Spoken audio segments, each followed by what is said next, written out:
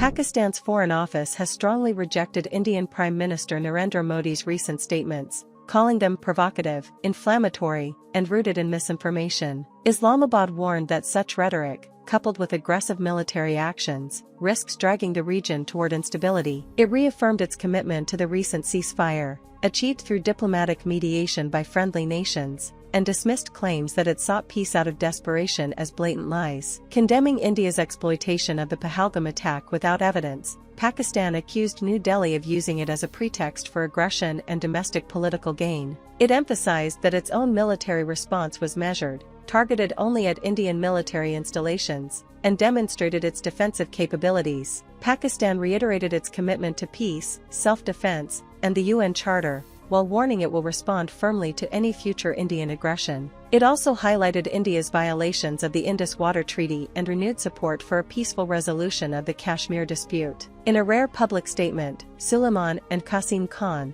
sons of former Pakistani Prime Minister Imran Khan, have appealed for international intervention over what they call their father's inhumane incarceration conditions. Speaking to online host Mario Nawfal, the brothers revealed they've exhausted all legal avenues since Imran Khan's arrest in August 2023 and now feel compelled to go public. Currently, he's living in inhumane conditions.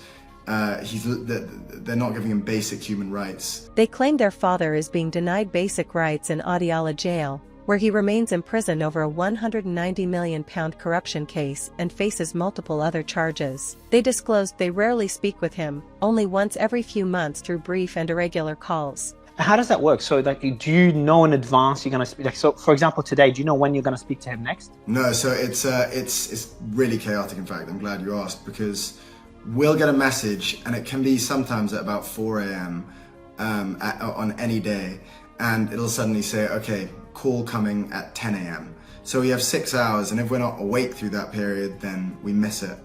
Which has happened before, and then we have to wait another 3 months before anything comes about.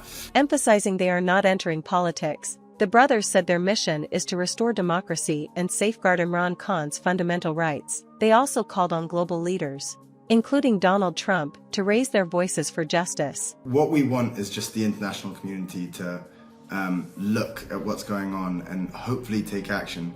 And who better than Trump to gain the attention of? So, we'd love to speak to Trump or try and figure out a way where he would be able to help out in some way, because, at the end of the day, all we're trying to do is free our father, bring democracy in Pakistan, and just ensure he has basic human rights. Former Minister of State for Foreign Affairs Hina Rabbani Kar says the restraint Pakistan showed during Indian aggression was on exhibit in all world capitals, and the theatrics Indian politics and media was also on display. It is different fighting wars in Bollywood, and it is different doing the same in real, she said on the floor of the National Assembly. We will never be on the side of provocation of war or conflict because we have suffered together. Mister chairman, मैं आपके तवज्जुह से India के पास एक पैगाम दिखाना चाहती हूँ कि बॉलीवुड में जंगें लड़ना मुख्तलिफ है और वॉर थिएटर में असल में जंग लड़ना मुख्तलिफ है, और हम कभी भी we will never be on the side of provocation or war or conflict, because we have suffered together, India and Pakistan, in the entire region, the result of that. Carr added that India weaponized terrorism. If India was serious in dealing with this problem, they would not run away from the dialogue table and negotiation, she said, stressing that terrorism was a global problem and not just the purview of one country. If India was serious in dealing with this problem, you know what they would do? They would not run away from the dialogue table, and they would not run away from negotiation. Terrorism is a regional problem, it's an international problem. It is not the purview of only one country. So basically, when terrorism happens in India, it is supposed to do self-defense. When terrorism happens in Pakistan, Pakistan is supposed to do what? Nothing? On the economic front, Prime Minister Shehbaz Sharif emphasized the need for broadening Pakistan's tax base, directing authorities to take strict action against tax evaders. Despite efforts, the Federal Board of Revenue, FBR, fell short of its collection target by 831 billion rupees for the first 10 months of FY25.